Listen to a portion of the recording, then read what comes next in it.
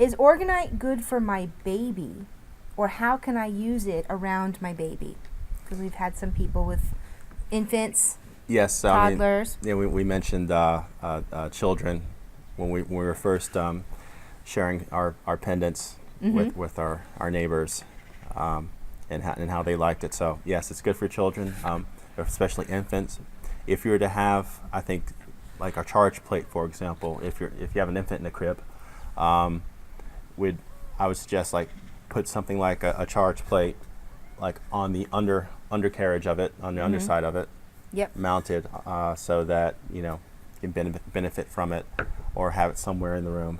Well, one thing you have to take into consideration, because we know children and toddlers, Exactly. they want to put everything in their their mouth. Okay? Right. This is not a teething instrument. It is none of this is. So we would say don't give it to an infant or a baby, Yes. so that they will just put it in their mouth and suck on it, because Yeah. you definitely don't want that. So if you want to use it with your children, Yeah. just think in terms of like putting it underneath the crib. Yeah. Somewhere where they couldn't get access to it, but they'd you can have the place benefits of it. You can place it underneath the mattress of the crib. You can place it underneath the entire crib itself. Maybe if it's a car seat situation, you Yes. can like put the plate on the seat of the car, and then put the car seat on top. That's right. That Yes. these are ways that you could use it around your kids, as far as babies are concerned. Yes. But definitely just try to visualize the energy field that comes off of these, and then you're just creating a field. You're creating an energy field. And these fields extend, through the material